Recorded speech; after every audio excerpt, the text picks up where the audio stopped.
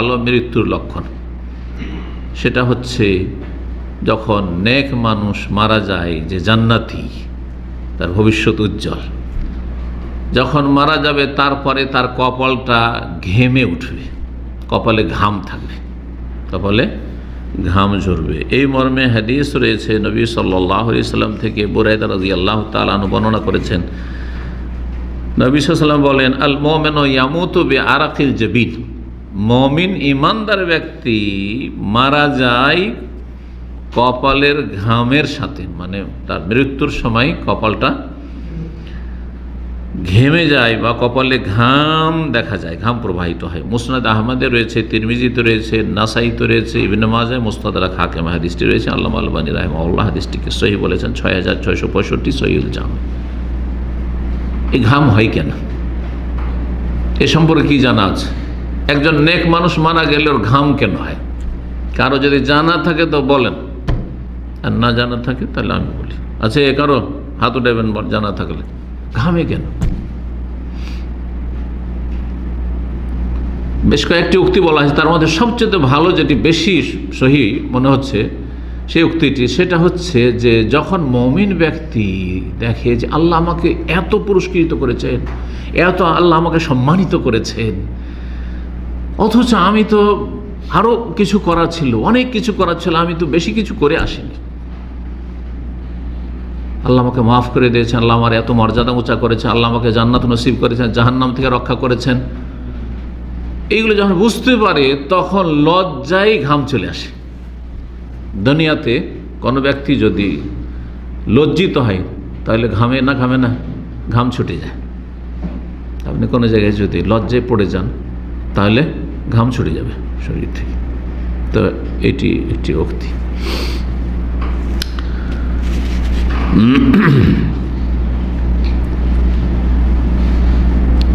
দুই নম্বর লক্ষণ, জুমার দিনে ইন্তেকাল। আর জুমার দিন মানে বৃহস্পতিবারের সন্ধ্যা থেকে, বৃহস্পতিবারের দিন সূর্য ডুবা থেকে শুরু করে জুমার দিন সূর্য ডুবা পর্যন্ত, এটা হচ্ছে জুমার দিন। চাঁদের সাথে সম্পর্ক ইসলামের দিন এবং রাতের। তো জুমার রাতে বা জুমার দিন, জুমার রাত মানে আজকের রাত, কিন্তু বৃহস্পতিবার দিন গিয়ে রাত। আমাদের দেশের মানুষরা কীভাবে, জুমার রাত মানে জুমার দিন পার হওয়ার পরে রাত, না ওইটা শনিবারের রাত, এটা শনিবারের রাত। জুমার দিনে অথবা রাতে যদি কেউ মারা যায় তাহলে আল্লাহ তাকে কবরের ফিতনা থেকে, কবরের পরীক্ষা থেকে, শাস্তি থেকে আল্লাহ রক্ষা করবেন। আব্দুল্লাহ বিন আমর বিন আস রাদিয়াল্লাহু তাআলা আনহু থেকে হাদিস এই মর্মে বর্ণিত হয়েছে, ক্বালা রাসূলুল্লাহ সাল্লাল্লাহু আলাইহি ওয়াসাল্লাম বলেন, মা মিন মুসলিমিন ইয়ামুতু ইয়াওমাল জুমআতি আও লাইলাতাল জুমআ, কোনো মুসলিম যদি জুমার রাতে বা জুমার দিনে মারা যায়, ইল্লা ওয়াকাহুল্লাহ ফিতনাতাল কবরে, তাহলে তাকে আল্লাহ কবরের পরীক্ষা নিরীক্ষা থেকে, ফিতনা থেকে রক্ষা করবেন। ফিতনা মানে ইমতিহান, ফিতনা মানে পরীক্ষা। আর কবরের পরীক্ষা হচ্ছে মান রব্বুকা, তোমার রব, তোমার মালিককে, মা দিনুকা, তোমার দিন কি, তোমার জীবন বিধান কি, কোনটা তুমি বিশ্বাস করে তোমার জীবন বিধান হিসাবে দিন। আর মান নবিয়ুকা বা মাহাজার রাজুল আল্লাযী বুইসা ফীকুম, সেই ব্যক্তিত্বকে তুমি কি চেনো যাকে তোমাদের কল্যাণের উদ্দেশ্যে প্রেরণ করা হয়েছিল। যদি মুমিন হয় বলবে হুয়া রাসূলুল্লাহ সাল্লাল্লাহু আলাইহি ওয়াসাল্লাম। এই পরীক্ষায় হিমশিম খাবে না, পরীক্ষা তার জন্য সহজ, এই পরীক্ষা তার জন্য সহজ হয়ে যাবে। জি। আর যখন পরীক্ষা সহজ, পরীক্ষায় ফেল করলো না, পাশ করলো, তাহলে কবরে আযাব হবে না, কবরে আযাব হবে না। যার কবরে আযাব, এইখানে প্রথমখানে আযাব নাই, তাহলে জাহান্নামে আযাব হবে না, হাশরের মাঠে আযাব হবে না, মনে রাখবেন। কারণ কোরআন এবং হাদিস দ্বারা যেটা প্রমাণিত হয় যে যাদের অস্থায়ী শাস্তি এটা দুনিয়া থেকে শুরু হয়, পাপীদের শাস্তি দুনিয়া থেকে শুরু হয়। অনেক পাপী আছে আল্লাহ রাব্বুল তাকে ভালোবাসেন, এটাকে আপনারা খারাপ নেবেন না, নেগেটিভ, ভালোবাসেন, চান না যে জাহান্নামে দেবো এই বান্দাকে আমি, সেই জন্য অতদূর পর্যন্ত তার পাপকে জমিয়ে রাখেন না, দুনিয়াতে বিভিন্ন বালা মুসিবত দিয়ে তার মোচন কয়েকদিন কাফফারা হয়ে যায়। অসুখ হলে কাফফারা হয় না, হাদিস আছে না? জ্বর হয়েছে, সর্দি কাশি হয়েছে, বিভিন্ন রোগ, পেটের রোগ, অমুক রোগ, তমুক রোগ, সবগুলিতে গুনাহ মাফ হচ্ছে, মর্যাদা উঁচা হচ্ছে, গুনাহ মাফ হচ্ছে। যাদের গুনাহ নেই মর্যাদা উঁচা হইতে লেগেছে, কিন্তু গুনাহ আছে, অধিকাংশ মানুষের গুনাহ আছে। সুতরাং এই যে গুনাহগুলি হচ্ছে দৈনন্দিন অসুখ বিসুখে কি হয়ে যাচ্ছে, গুনাহ মাফ হয়ে যাচ্ছে। শুধু শারীরিক না, বালা মুসিবত না, পারিবারিক অশান্তি। আল্লাহ চান আপনার জন্য কল্যাণ, যে তোমার পানিশমেন্টটা এখানে হয়ে যাক, যাতে তোমাকে কবরে শাস্তি না পেতে হয়, তোমার জাহান্নামে শাস্তি না পেতে হয়। এটা আপনাকে ভালো মনে করতে হবে যে আমার জন্য এটা কি, ধাক্কা খেলে মক্কার দিকে ফেরা, ধাক্কা খেয়ে সংশোধন। কিন্তু এত পাপ যে দুনিয়ার এসব বালা মুসিবত এসেছে, অথবা আল্লাহ চেয়েছে যে না, একে কঠিন শাস্তি দেবো, একে দুনিয়ার শাস্তি হালকা শাস্তি দিয়ে কাজ হবে না। কবর আযাব শুরু হয়েছে। কবর আযাব জাহান্নামের একটা অংশ। কবরের আযাবেও মাফ হলো না, এত গুনাহ করেছে। যদি এমন হতভাগা হয়, এমন পাপী হয় যে কবরের শাস্তি দিয়েও মাফ হলো না, তখন গিয়ে জাহান্নামের সম্মুখীন হবে। তাহলে একজন মুসলিম যদি তার ইসলামটাকে টিকিয়ে রাখতে পারে, আর ইসলাম টেকানো হচ্ছে তাওহীদ থাকবে, সুন্নাহ থাকবে, শিরক থাকবে না, কুফরি থাকবে না, নাস্তিকতা থাকবে না, বড় মুনাফিকই থাকবে না, কাবিরা গুনাহ থাকতে পারে, দুনিয়ায় ধাক্কা খেয়েছে, না হলে কবরে ধাক্কা খেয়েছে, শাস্তি পেয়েছে, এগুলো দিয়ে মাফ হয়ে গেছে। ওই জাহান্নামের ওই সময় আস্তে আস্তে তার এমন হয়ে গেছে, কাফারা মোচন হয়ে পাক পবিত্র হয়ে গেছে, আর জাহান্নামের সম্মুখীন হইতে হলো না। ভালো হইলো কি হলো না? তাহলে দুনিয়াতে যদি অসুখ বিসুখ হয় তো সবসময় নেগেটিভ নেবেন, বলে আলহামদুলিল্লাহ, আল্লাহ আমার গুনাহ খাতা মাফ করছেন, কিন্তু নিজে থেকে চেয়ে নেবেন না। আবার অনেকে আছে দিন সম্পর্কে জ্ঞান না থাকার কারণে, আল্লাহ আমি আখিরাতের শাস্তি চাই না, যা দিবা এখন দিয়ে দাও। তো মূর্খ এটা চাওয়া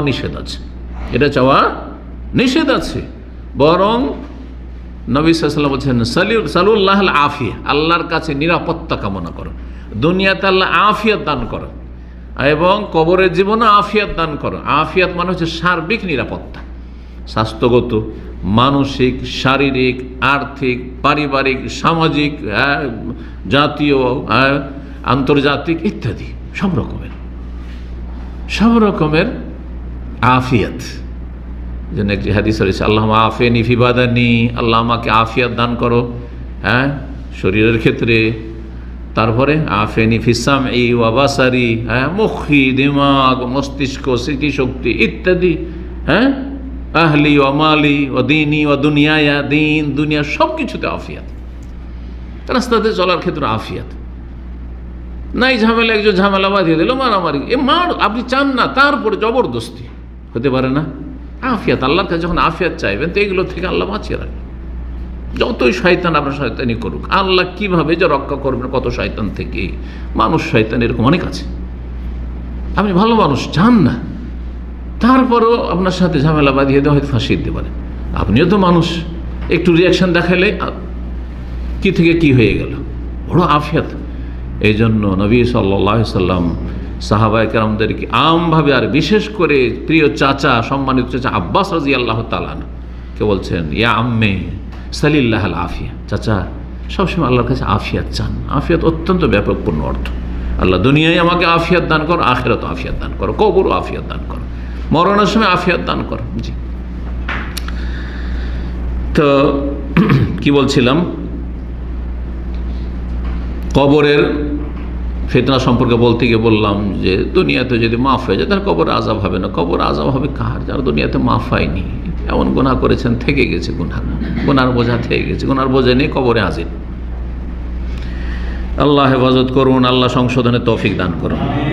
3 নম্বর লক্ষণ হচ্ছে, মৃত্যুর পূর্ব মুহূর্তে যদি কালেমায়ে তাওহীদ, কালেমায়ে তাইয়্যিবা, লা ইলাহা ইল্লাল্লাহ বলতে পারেন, এটা নসিব হয়ে যায়, এটা সৌভাগ্য। এই নয় যে আমি একবার প্রস্তুত থাকবো যাতে করে আমার মরণের সময় আমি বলতে পারি, আপনার এখতিয়ারে নয়, সব আল্লাহর এখতিয়ারে। যদি আপনার বায়োডাটা ভালো থাকে, আপনার অতীত ভালো আছে, আল্লাহ আপনার জন্য সহজ করে দেবেন, আপনাকে এমন সময় মরণ দেবেন যেই সময় কলমা পড়ার সুযোগ পেয়েছেন, আকস্মিক মরণ হইলেও কলমা পড়ার সুযোগ পেয়েছেন। আর অনেকে আছে দীর্ঘ সময় শয্যাশায়ী বিছানায় পড়ে আছে, তারপরে এমন মানসিক টেনশনে, এমন দুনিয়া করছে, পরিবার নিয়ে চিন্তা, তো ছেলে মেয়ে নিয়ে চিন্তা, তো নিজের শরীর নিয়ে চিন্তা, কখন ভালো হবো এই নিয়ে হু করে কান্না করছে, কলেমা পড়ার খেয়ালই আসে না। আছে না এরকম বহু লোক? এইরকম যখন সিরিয়াস হয়ে যায় তখন শুধু দুনিয়া দুনিয়া করে, হাই কী হবে, এতগুলো টাকা সব কোথায় কোথায় পড়ে আছে, মার্কেটে পড়ে আছে, তো আমার স্ত্রী কি হবে, এখন তো বেশি বয়স হয়নি, তো আমার ছেলে মেয়েদের কী হবে, সব তো নাবালক নাবালিকা হয়ে আছে। এগুলো নিয়ে চিন্তা করতে করতে মত চলে আসলে কলমাই নসিব হলো না। আর আরেকজনের হয়তো 2-4-5 মিনিটের মধ্যে হঠাৎ করে মত হয়ে গেল, কিন্তু আলহামদুলিল্লাহ কালিমা পড়তে পেরেছে। যাহলে ফজলুল্লাহ ইউতিহি মান ইয়াশা, সেটি আল্লাহর ফজল, আল্লাহর অনুগ্রহ। আল্লাহ যে কাকে দেবেন, যার অন্তর চাইবে, যার অন্তর ওই সততা আছে, নিয়ত। আল্লাহ আমাদেরকে তৌফিক দান করুন। শেষ কালেমা যদি লা ইলাহা ইল্লাল্লাহ, লা ইলাহা মানে কিন্তু মন্ত্র না, এটা আমাদের দেশের বক্তারা, শেষখানে যদি কালেমা পড়ে নিতে পারেন তো জান্নাত পেয়ে যাবেন। এত ডাল ভাত নয় জান্নাত। আল্লাহ বলছে আম হাসিবতুম আন তাদখুলুল জান্নাহ, তোমরা কি ভাবছো যে জান্নাতে এত সহজে চলে যাবো? ওয়ালাম্মা ইয়াতিকুম মাসালুল্লাযিনা খালাউ মিন ক্বাবলিকুম মাসাতহুমুল বাসা ওয়াদ-দাররা ওয়া যুলজিলু হাত্তা ইয়াকুলা রাসূলুল্লাযিনা আমানু মাতা নাসরুল্লাহ। কত কষ্ট করেছে ইসলামের জন্য, ইসলাম রক্ষার জন্য, নিজের জীবন কোরবানি করেছে, জানমাল কোরবানি করেছে, দেশ থেকে বিতাড়িত হয়েছে, মক্কা থেকে বিতাড়িত হয়েছে, কত ঝুঁকি নিয়েছে। এত সহজ মনে করছে? এই তো রেডিমেড ইসলাম পেয়ে গেছেন। যেমন স্ত্রী খাবার দাবার তৈরি করছে রেডিমেড, আর খাচ্ছেন, আর কদর করছেন না স্ত্রীর। আপনি 3 বেলা খাবার, বাসায় গেলে খাবার রেডি হয়ে আছে। যারা এখানে প্রবাসে আছেন ব্যাচেলর, তারাও বুঝতে পারছেন, অনেকটা বুঝতে পারছেন। তারপর অনেকে বুঝেও না বুঝার ভান করছেন, বুঝছেন না। কদর করেন, মূল্যায়ন করেন। যে আপনি বাসায় থাকলে, বাড়িতে থাকলে চিন্তা করুন তো আপনার পরিবারের কাছে কোনো টেনশন নেই, কাপড় যথাসময়ে রেডি আছে। হ্যাঁ, ব্যাচেলারদের জন্য, এখানে প্রবাসীদের জন্য সবচাইতে ভারী কাজ দুটো কিন্তু আপনারা বলে থাকেন, কি? একটা হচ্ছে পাক শাক করা, আর একটা হচ্ছে কাপড় ধোয়া। যার পয়সা আছে তো বেশি বেতন আছে, দিয়ে দিচ্ছেন, লন্ড্রিতে দিয়ে দিচ্ছেন, কিন্তু বাকিরা তো অনেকে চিন্তা করছে। একটা রিয়েল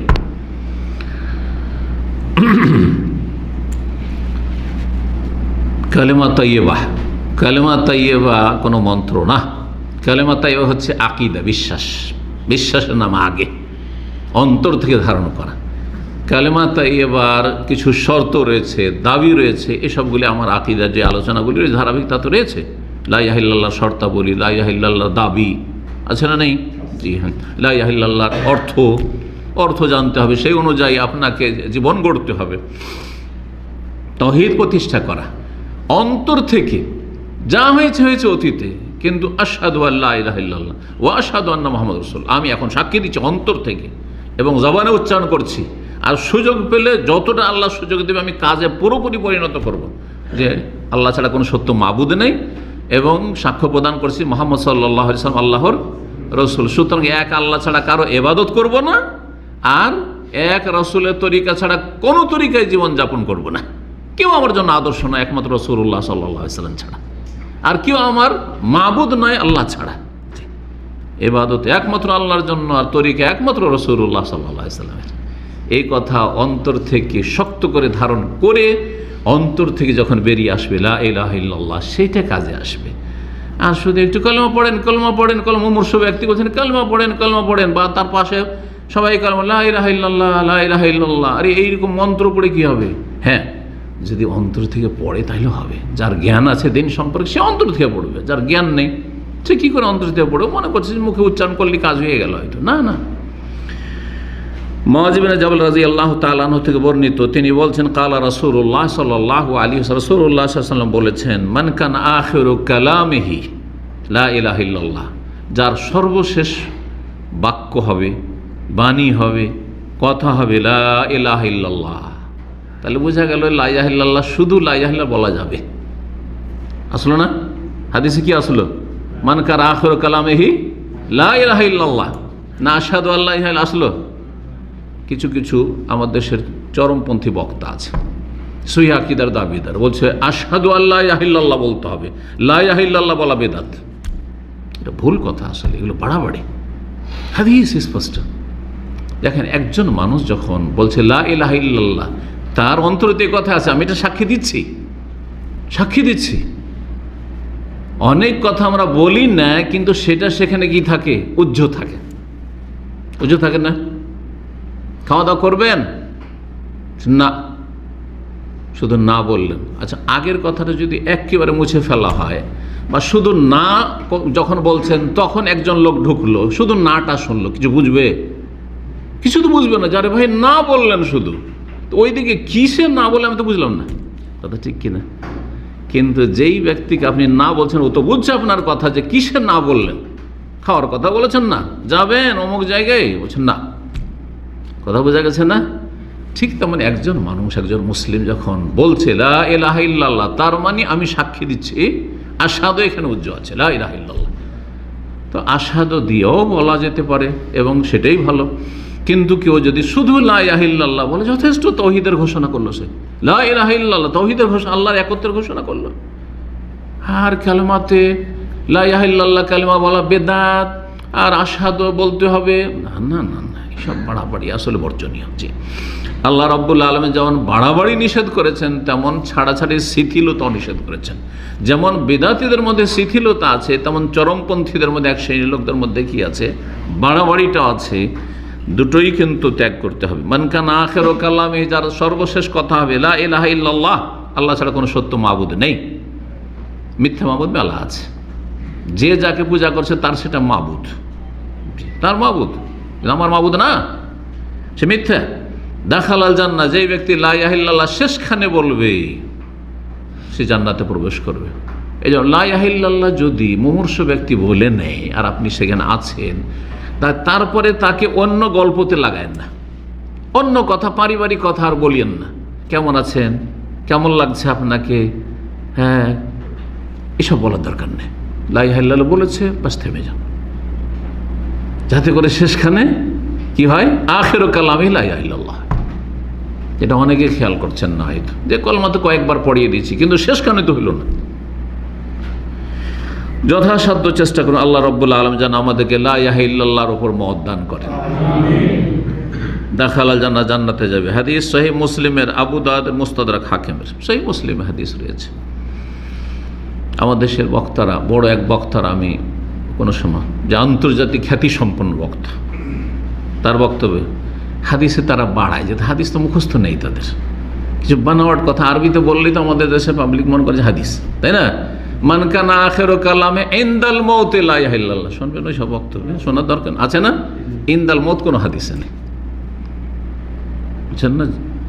মান কানা আখিরু কালামিহি আছে, আর আখিরু কালামিহি ছাড়াও আছে মান কালা লা ইলাহা ইল্লাল্লাহ দাখালা জান্নাহ, যে লা ইলাহা ইল্লাল্লাহ বললো সে জান্নাতে যাবে। লা ইলাহা ইল্লাল্লাহ, সেটাকে বলার পরে, সাক্ষ্য প্রদান করার পরে, বিশ্বাস করার পরে সেটাকে ধারণ করে থাকলো আজীবন, একবারে মরণ পর্যন্ত।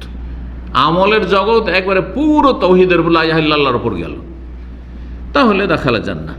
আর শেষখানে বলতে পারলে সেটা আরো নবায়ন হয়ে গেল, আছেই তো আগে থেকে লা ইলাহা ইল্লাল্লাহ আমাদের অন্তরে, কিন্তু শেষখানে যদি বলেন নাই, তো এটা কি হয়ে গেল, রিনওয়াল হয়ে গেল, হ্যাঁ, সেটা আরো কি হয়ে গেল, স্পষ্ট করে দিল, শেষখানে আবার ঘোষণা করে দিল। আল্লাহ রাব্বুল আলামিন আমাদেরকে তৌফিক দান করুন, ভালো মরণ দান করুন। 4 নম্বর লক্ষণ শাহাদাতের মরণ। শহীদ হয়ে কেউ যদি মারা যেতে পারে, কিন্তু শহীদ মানে শুধু এই নয় যে রণক্ষেত্রে কেউ মারা গেলে শহীদ। শহীদ 2 রকম, একটা হচ্ছে হাকিকি শহীদ, শাহাদাতুন হাকিকিয়া, মানে সত্যিকার অর্থে শহীদ, যেটা ইসলামের পরিভাষা। আর একটা হচ্ছে হুকমি শহীদ, মানে শরীয়তের বিধানগত শহীদ। আল্লাহ বিধানে, কোরআন এবং হাদিস এই কি এর হুকুম হচ্ছে সে শহীদ হয়ে মারা গেছে। আর একটা হচ্ছে সত্যিকার অর্থে শহীদ হয়েছে। দুনিয়ার যে কিছু বিধিবিধান রয়েছে সেটা হাকিকি শহীদের ক্ষেত্রে, যেমন শহীদকে গোসল দিতে হবে না, হ্যাঁ, শহীদকে গোসল দিতে হবে না, যাতে করে এই যে রক্ত ঝরছে, রক্ত নিয়ে আল্লাহর সামনে হাজির হয়। কিন্তু এছাড়াও আরও বেশ কিছু শহীদ রয়েছে। একটি হাদিস রয়েছে যে আল্লাহর রাস্তার, আল্লাহর কালেমাকে উঁচা করতে গিয়ে শহীদ হওয়া ছাড়াও আরও কয় রকমের শহীদ রয়েছে, হাদিস জানা আছে কারো? কয় রকম? আর হ্যাঁ, 7 রকম। 7 রকম, ওই হাদিসে 7 রকম রয়েছে, কিন্তু ওই 7 রকমের ভিতরে আরেকটা নেই, যেটা অন্য হাদিসে রয়েছে। মান কুতিলা দুনা মালিহি ফাহুয়া শহীদ, নিজের ধন সম্পদ রক্ষা করতে কেউ যদি মারা যায় সে শহীদ। অমান কুতিলা দুনা আহলিহি ফাহুয়া শহীদ, কেউ স্ত্রী ছেলে মেয়েদেরকে রক্ষা করতে গিয়ে মারা যায়, আর স্ত্রীর জুলম, ধর্ষণ করতে কেউ এসছে, আর সেজন্য সে মারতে গেল সেই ধর্ষককে, আর সে মারা গেল, শহীদ। জি, ছেলে মেয়েদেরকে কেউ মারতে এসছে, খুন করতে এসছে, আর ছেলে মেয়েকে রক্ষা করতে গিয়ে সে মারা গেল, সে শহীদ। কিন্তু এই নয় যে আবার এদিকেও লাঠি নিয়ে ওইদিকে, যেমন আমাদের দেশের গ্রাম অঞ্চলের মারামারি চলে, এখানে শহীদ নয়, কিন্তু এখানে দুই দলই জাহান্নামী।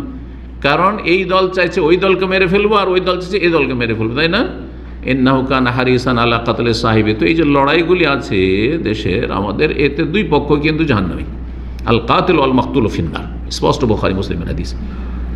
ইজাল তাকাল মুসলিমান বেসাইফেহিমা, দুই মুসলিম দুই দিক থেকে যদি মুখোমুখি হয়, ভিড়ে যায় তরবারি নিয়ে, অস্ত্র নিয়ে, এ ওকে মারবে চেষ্টা করছে, আর একজন মারা গেল ফাল কাতিল ওয়াল মাকতুল ফিন্নার, খুনি এবং খুনকারী, যে খুন করলো না, খুনি তো খুনকারী হইল, আর যাকে খুন করা হইল, যে ব্যক্তিকে খুন করা হইল আর যে খুনি, উভয়ে জাহান্নামী। কাতিল হত্যাকারী আর যাকে হত্যা করা হইল উভয়ে জাহান্নামী। সাহাবীরা যে ইয়া রাসূলুল্লাহ হাযাল কাতিল, ঠিক আছে খুনি না হয় জাহান্নামী, ফামা বালুল মাকতুল, যে নিহত হইল, যাকে হত্যা করা হইল, সে আবার জাহান্নামী কেন যাবে? কি দোষ করলো সে? নবী সাল্লাল্লাহু আলাইহি ওয়াসাল্লাম কি বলেছে? ইন্নাহু কানা হারিসান আল্লাহ কাতলে, কারণ সেও উদ্গ্রীব ছিল ওকে মারার জন্য, খুন করার জন্য, কিন্তু পারেনি, সে পারেনি। কিন্তু আপনি খালি হাতে, হ্যাঁ, নিরস্ত্র, আর মেরে দিল, শহীদ। তবে যখন দেখছেন যে আমাকে মারার জন্য আসছে, তখন প্রতিরোধ করার জন্য, আত্মরক্ষার জন্য যখন অস্ত্র ধরবেন, সেটা আলাদা। কিন্তু দুই দিক থেকে, দুই বাড়ি থেকে লাঠি নিয়ে বেরিয়েছে, তো দুই দলই মারতে চান, তাই মারামারি করতে চান, জাহান্নামী দুই দলই। শহীদের মত কেউ যদি মারা যায়, এই মর্মে যে অনেকগুলি শহীদ রয়েছে, যে বলছিলাম যে 7 রকমের, ওই হাদিসটা সংক্ষেপে শুনে রাসূলুল্লাহ সাল্লাল্লাহু আলাইহি ওয়াসাল্লাম বলছেন যে অমা তাউদ্দুনা শাহাদা, তোমরা শাহাদাত কোনটাকে বলো? আল্লাহ যে শহীদ হইল, এটা কাকে শহীদ তোমরা বলে? কালু আল কাতলু ফি সাবিলিল্লাহি তাআলা, আল্লাহর রাস্তায় কেউ যদি নিহত হয় আল্লাহর কালেমা উঁচা করতে, তাহলে সে শহীদ হলো। তখন রাসূলুল্লাহ সাল্লাল্লাহু আলাইহি ওয়াসাল্লাম বলছেন আশ-শাহাদাতু সাবউন সিওয়াল কাতল ফি সাবিলিল্লাহ, আল্লাহর রাস্তায় নিহত হওয়া ছাড়াও 7 রকমের আরো শহীদ রয়েছে। এক হচ্ছে আল মাতউনু শাহীদুন, প্লেগ মহামারীতে কেউ যদি মারা যায়, শহীদ। যেই রোগগুলিতে, তাউন যদিও বিশেষ ধরনের প্লেগ, কিন্তু যেই রোগগুলিতে মহামারী ধরনের, যে অনেক লোক মারা যাচ্ছে একসাথে, এক পরিবার থেকে 2-4টা মরে গেল, যেমন এক সময় ছিল কলেরাতে মারা যেত, তারপরে আপনার গুটি বসন্ত, এই ধরনের যে রোগগুলি, করোনা ছিল, করোনায় আল মাতুন ও শাহিদ, তাউন মহামারী প্লেগে কেউ যদি মারা যায় তাহলে শহীদ। অল গারকো শহীদ, কেউ যদি পানিতে ডুবে মারা যায় শহীদ। ও সাহেব জাতিল জম্বে শহীদ, এক ধরনের বিষাক্ত ফোড়া সাইডে পার্শ্বদেশে হয়, যে কোনো রকমের এমন কিছু বিষাক্ত, ছটপট করে মারা গেল, বিষাক্ত কিছু হয়েছে, শহীদ। তখনকার যুগে 1400 বছর আগে ক্যান্সারের আবিষ্কার হয়নি। বিষাক্ত ফোড়া মানে শুধু বাইরে থাকতে হবে। আজকাল ক্যান্সার, মারাত্মক রোগ একটি ক্যান্সার, ক্যান্সারে কেউ মারা যায়, শহীদ, শহীদ ইনশাআল্লাহ। জি, কারণ দুরারোগ্য রোগ, এই ক্যান্সারের রোগ হচ্ছে দুরারোগ্য রোগ। একটা স্টেজে পৌঁছে গেলে সাধারণত আর বাঁচানো যায় না, একদম প্রথমখানি যদি হয়, আর ততক্ষণ পর্যন্ত মানুষ বুঝতেও পারে না। যতক্ষণ পর্যন্ত তার সমাধান আছে, চিকিৎসা আছে হয়তো, তখন আর বুঝতে পারে না, টের পায় না যে পজিটিভ হয়ে গেছে, সে মানে ক্যান্সার আছে। শহীদ ওয়াল মাবতুন শহীদ, পেটের রোগে কেউ যদি মারা যায়, আভ্যন্তরীণ শরীরের ভিতরে কোনো রোগ আছে, যে কোনো রোগ, মাবতুন বাতন থেকে। ও সাহেব, এই জন্য কেউ যদি গ্যাসের রোগী, হ্যাঁ, আলসার হয়ে গেছে, ক্যান্সার হয়েছে, আরও কিছু হয়েছে, কোনো কিছু ড্যামেজ হয়ে গেছে, লিভার ড্যামেজ হয়ে গেছে, কিডনি ড্যামেজ হয়ে গেছে, মারা গেছে, সবগুলি সামিল হতে, সবগুলি সামিল এইরকম রোগে। ও সাহেবুল হারকে শহীদ, হারিকে হারকে, যে জ্বলে মারা যাবে, আগুনে জ্বলে মারা গেছে, শহীদ ইনশাআল্লাহ। কিন্তু শহীদ হওয়ার জন্য সর্বনিম্ন যে বৈশিষ্ট্য থাকতে হবে তা হচ্ছে ঈমান ইসলাম, তাই না? মুমিন না শহীদ হবে, মুসলিম না শহীদ হবে? এখন মুসলিম আসে, নাস্তিক শহীদ নাকি, বড় শিরক করে, মাজারে সেজদা করে, শহীদ কিসের শহীদ?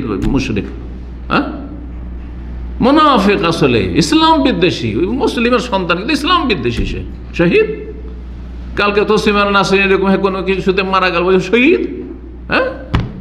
আর আমাদের মুসলিম জাতি এত অজ্ঞ জাতি, আমাদের উপমহাদেশের জাতি, যে অমুসলিম কাফেরকে তো শহীদ বলছে, তো এদেরকে বলবে না কেন এগুলোকে? কথা বোঝা গেছে না? তাহলে শহীদ হওয়ার জন্য সর্বনিম্ন যোগ্যতা মুসলিম হইতে হবে, যদিও ফাসিক, সে চোর হইতে পারে কিন্তু চুরি করতে গিয়ে মারা যায়নি, হ্যাঁ, তারপরে জুলম করা হয়েছে, তাকে মেরে দেওয়া হয়েছে, হইতে পারে। সে মহামারীতে মারা গেছে, হইতে পারে। কবিরা গুনাহ, বিভিন্ন